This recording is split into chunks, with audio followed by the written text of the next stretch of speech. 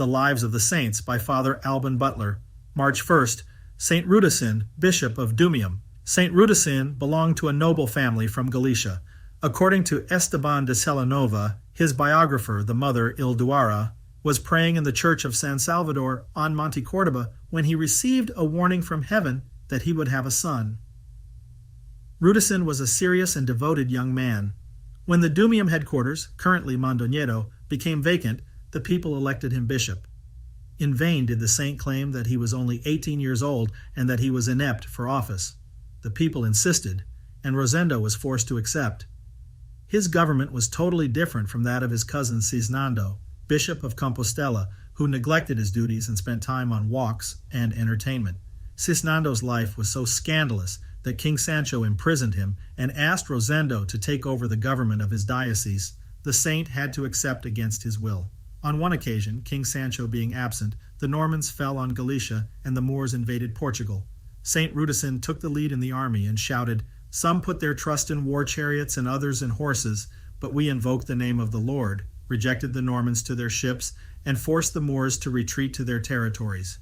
After the death of King Sancho, which occurred in 967, Sisnando escaped from prison and on Christmas night attacked Rosendo and threatened him with death if he did not leave the diocese. The saint did not resist and retired to the Monastery of San Juan de Cavero, which he himself had founded. There he remained until, in a vision, he was ordered to go found another abbey on the site that would be shown to him. To his great joy, he was led to the Villar Valley, which belonged to his ancestors. It was a land in which fountains abounded and lent for the cultivation of flowers, cereals, and vegetables, as well as for fruit trees. There he erected over the course of 8 years the Celanova Monastery. He named a holy monk named Frankila Superior, and he himself placed himself under his command. With the help of his abbot, he built other monasteries to which he imposed strict observance of the rule of St. Benedict. At the death of Frankila, he was elected abbot. His fame was so great that the bishops and abbots came in search of his direction, and several convents were placed under his jurisdiction. His biographer speaks of numerous miracles.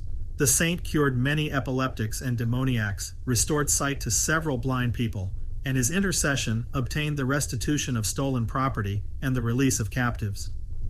Esteban de Celanova himself begins his catalogue of miracles narrating a personal experience. Being very young, my parents assigned me to literary studies. To escape the difficulties of school, I used to go hide in the forest. As I was irreducible, despite being closely watched, my teacher went, by divine inspiration, to the tomb of St. Rudesind. He lit a candle and prayed to God that if he had really chosen me for religious life, he would tie me with the bonds of virtue and open my intelligence to study. As my teacher frequently told me, from that moment on, I began to be more docile, and not long after, I took the religious habit in the monastery itself. San Rudesind was canonized in 1195.